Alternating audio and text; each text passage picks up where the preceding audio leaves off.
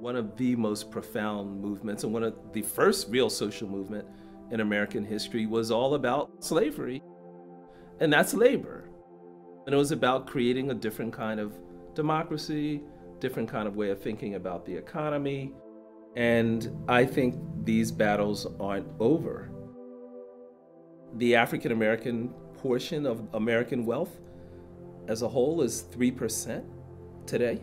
And the last time it was 3% was in 1868, 3 years after slavery.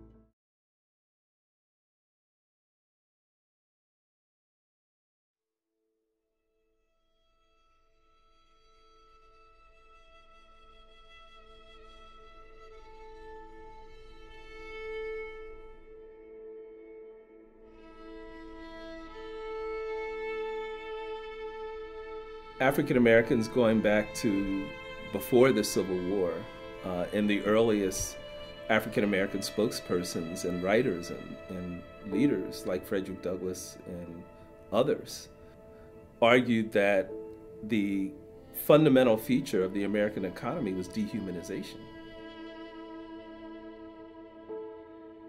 And they also argued that you can't have a democratic constitution and an economic system that degrades and exploits people.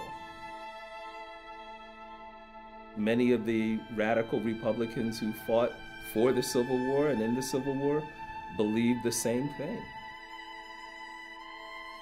I think the true intent of the 13th Amendment wasn't just to eliminate chattel slavery. It was to eliminate all forms of economic oppression and create what we would now call living wages for everybody. I think that was the true intent.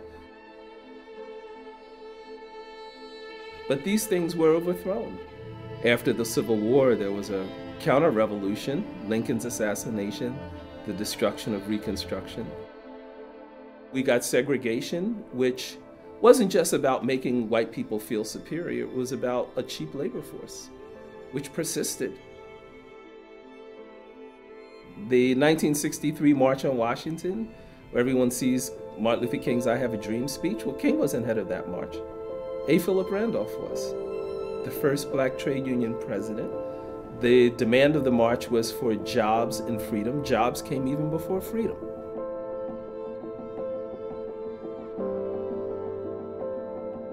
That sort of dream of a new kind of economy was tightly connected with thinking about voting rights and a new kind of politics.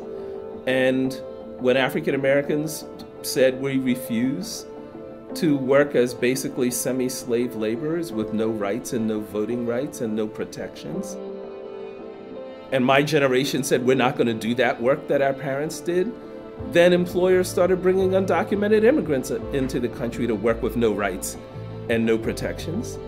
And when the government said, well, what are we going to do with all these young folks like me who don't want to do this kind of semi-slave work? They didn't reform the economy, they said, let's lock them up. And we got mass incarceration.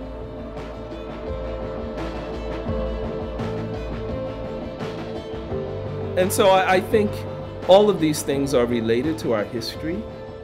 All of these things are part of the challenge of changing the system. And the system connects these things.